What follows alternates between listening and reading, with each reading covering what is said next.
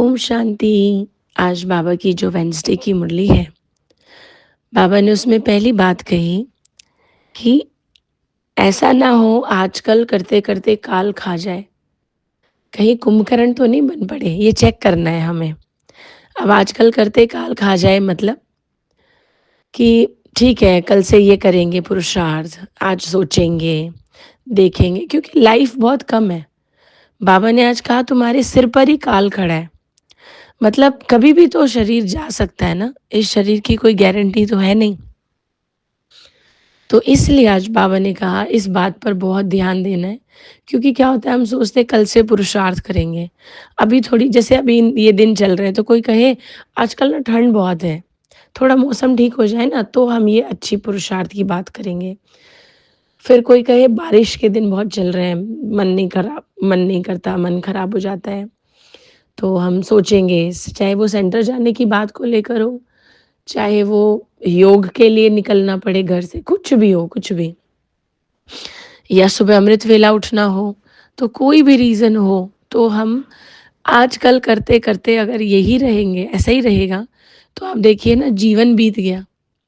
अब पिछले साल ही जैसे अभी अब 2025 पूरा हो जाएगा, तो इसे पिछला पिछला साल ही मैं समझती हूँ बोला जाए। तो अब जो ये बीत गया साल, इस साल में भी हमने कितना कुछ सोचा होगा भगवान के नाम पर, हम ये करेंगे, हम वो करेंगे, अब से करेंगे तो तब से करेंगे। बस ये काम खत्म हो जाए ना मेरा, फिर तो हम फ्री हैं। लेकिन क्या हुआ? क्या हम सारे वो कर पाए? तो हमें चेक करना है, 2026 भी आ गया। हम जीवन के कौन से पड़ाव पर हैं, उम्र के कौन से पड़ाव पर हैं, कब तक इस शरीर में हम हैं, कुछ नहीं जानते हम।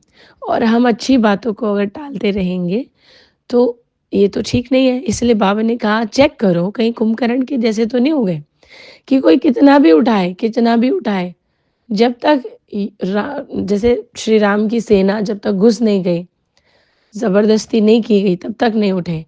मतलब जब तक माया एकदम हावी ना हो जाए, जब कुछ कर ही नहीं पाए। और हुआ क्या आखिर कुंभकर्ण का?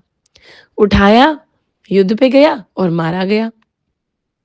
तो बिल्कुल ऐसे ही कहीं हमारा तो नहीं होने वाला ऐसा कि जब एकदम लाइफ में मार्जिन नहीं रहेगी तभी हम जागेंगे कि अरे भगवान हम आपको याद कर लेते, ऐसा कर लेते। तो ये पहली बात बाबा ने कही।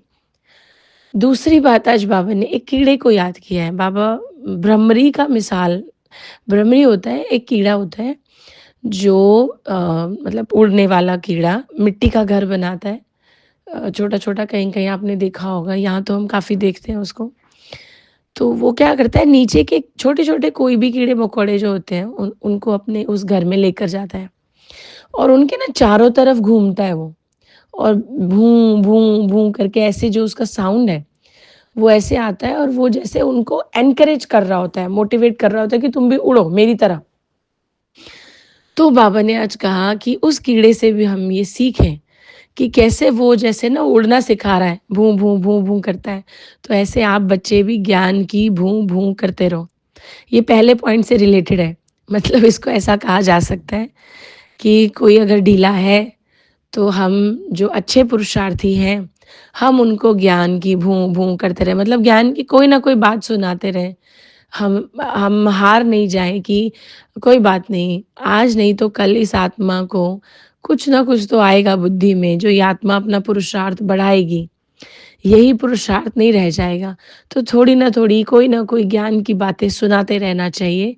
तंग नहीं होना चाहिए उसमें या डिसहार्टन नहीं होना चाहिए कि हाँ, ये कुछ करते तो है नहीं, ये कुछ सुनते तो है नहीं, बात भी नहीं करते, कनेक्शन भी नहीं रखते, सेंटर भी नहीं जाते या कुछ भी और। तो इसलिए बाबा की आज ये बात ध्यान रखनी है कि ज्ञान की भूं-भूं करते रहना, हम अपनी सेवा तो करते रहें ना, हमें थोड़ी पीछे हटना है। जो जो इंसान अपने संस्कार से नहीं चेंज हो रहा, कि वो जैसा है वो वैसे ही रहना चाह रहा है, तो हमारा तो ज्ञान सुनाने का अच्छा संस्कार है ना, तो हम क्यों पीछे हट जाएँ फिर? तो ये ज्ञान में जो चलते हैं, उनको बाबा मोटिवेट कर रहे हैं। ओम शांति।